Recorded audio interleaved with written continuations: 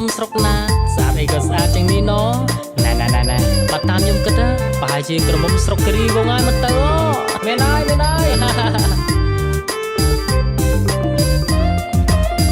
ក្រមុំស្រុកណាពីស្រង់ជីវ៉ាអូនស្រមម្លេះអូនត្រន់តែឃើញស្ងួនថាវានៅក្នុងខ្លួនញ័រក្រុមកនលែង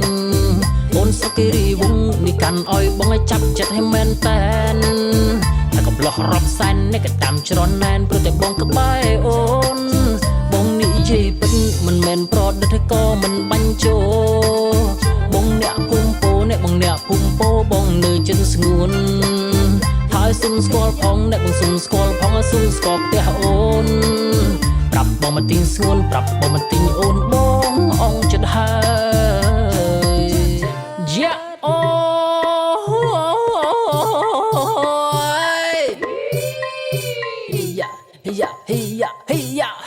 អូមិនจะរុំពេញខ្លួនមិនក្រមុនពេញថាបើអូនមិនទាស់បងនឹងចូលស្ដីបើសិនជាបានបងសុំមិននាងព្រំភ័យបងនឹងលោកលែងមិនអស្អីតួចិត្តចាប់បំរើអូនយកបថាបំរើអូនថ្ងៃបងនឹងសុំចាប់បងថែមកពេលព្រឹកកាំងងារគ្រប់យ៉ាងថាមិនអោយអូនគិតបំរើល្ងាចព្រឹកមិនអោយអូនទាស់ចិត្តទេអូន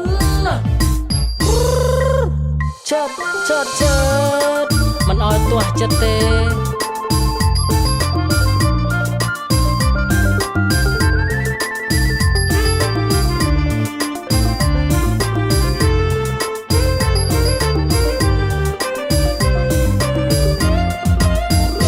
មុំស្រុកណាពីស្រង់ជីវ៉ាអូនស្រមម្លេះអូនត្រន់តែឃើញស្ងួនថាវានៅក្នុងខ្លួនញ័រក្រុមកនលែងអូនស្រុកគិរីវងនេះកាន់អោយបងឲ្យចាប់ចិត្តឲ្យមែនតែនតែកំឡោះរាប់សែននេះក៏តាមច្រនណែនព្រោះតែបងក្បែរអូនបងនិយាយពិតមិនមែនប្រឌិតក៏មិនបាញ់ជោ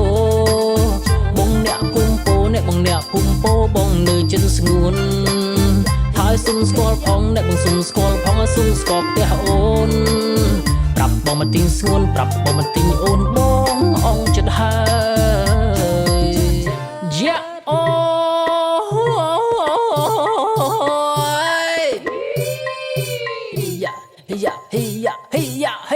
អូមិនจะរុំពេញខ្លួនមិនក្រមុនពេញថាបើអូនមិនទាស់បងនឹងចូលស្ដីបើសិនជាបានបងសុំមិននាងព្រំភ័យបងនឹងលោកលែងមិនអស្អីតួចិត្តចាប់បំរើអូនយកបថាបំរើអូនថ្ងៃបងនឹងសុំចាប់បងថែមកពេលព្រឹកកាំងងារគ្រប់យ៉ាងថាមិនអោយអូនគិតបំរើល្ងាចព្រឹកមិនអោយអូនទាស់ចិត្តទេអូន